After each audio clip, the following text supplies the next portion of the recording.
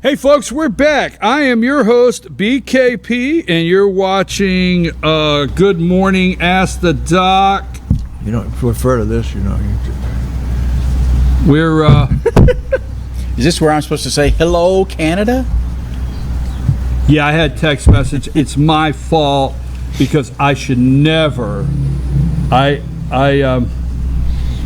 don't know. Do I have attention deficit disorder? Something, yeah. Something like that. Yeah. Because The last thing you need. all you got to do is say the last squirrel. thing you need is an amphetamine or Ritalin to treat you. I think a little brain stimulator. think he would a little do it. electricity. All you got to do is say squirrel around. I think oh, we just by the wire him way, up a little electricity. Ask the Doc, BKP, Dr. William Whaley, Dr. Raymond Tidman, and thank you, Georgia Cancer Bill, I do Specialist, want you to know you didn't get the Northside Hospital Cancer Center. I didn't get the memo on the You shirt didn't get color. the shirt color memo. All right, so this, I'm going to tell you today, we're going to call this, I don't have my notes, so I got the notes. We're going to call this, well, usually I know all the answers. well, you're so. going to, this is going to be called History Day, because both of these questions that we're going to go into have seminal moments that are in the public domain that everybody knows and I've frequently referred to.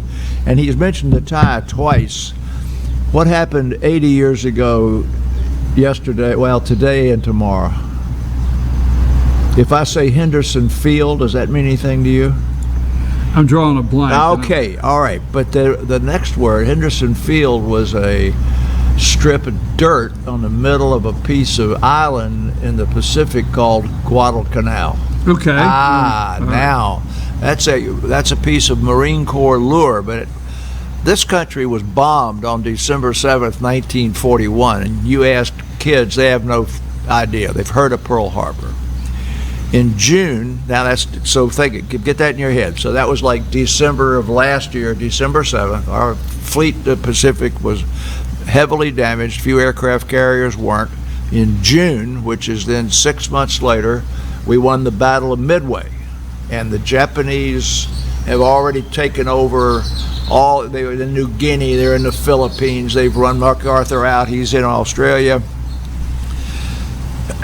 We have entered the war in Europe, and they have made a decision that they're going to do Europe first. Hitler is the most dangerous to the world, so they're now, how are we going to win the war in the Pacific? So 12,000 Marines are on ships 80 years ago today in the fog, sneaking up on this tiny island in the Solomons called Guadalcanal. Some of those are 17 and 18-year-olds who quickly joined after December the 7th. The older ones have been in China forever, called the China Marines, or they've been in Nicaragua, and they're old geezers, like the old geezers we got up here driving trucks. And they went ashore on Guadalcanal 80 years ago tomorrow. So right this minute, they're on the ship.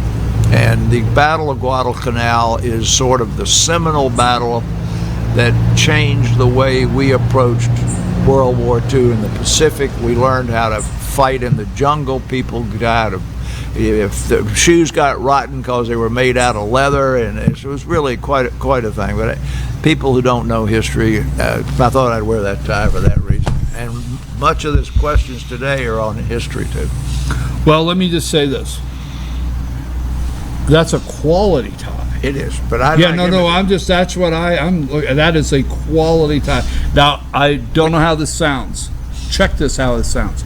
But I've seen cheap ties. It's a cheap tie. You know what I mean? Well, you've also seen the one I have that has a Bible, and I've got a flag tie that has a Bible on it that I wear when people are talking about the Southerners clinging to their guns, their Bible, and their flag. Now, this is pure military. That is a Brian, it's one thing tie. to see a cheap tie; it's another thing to wear a cheap tie. I've done both. Yeah. Okay. All right. Wait a minute. I want to amplify what you just said there. All right.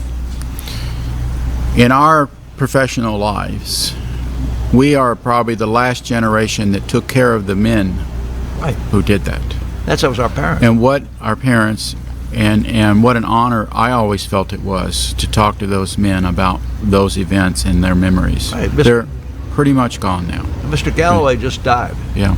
And Dyer just died. I mean, so it's important for our children to know the importance of those events, but also to know that those people that lived it are gone, And some of us had the honor of taking care of them. Well, the last Medal of Honor winner from World War II just died. Yeah. And anyway, so we're Depression-era kids and Depression-era parents that worked in the war. That was the story. Okay, we're going to have a lot of fun.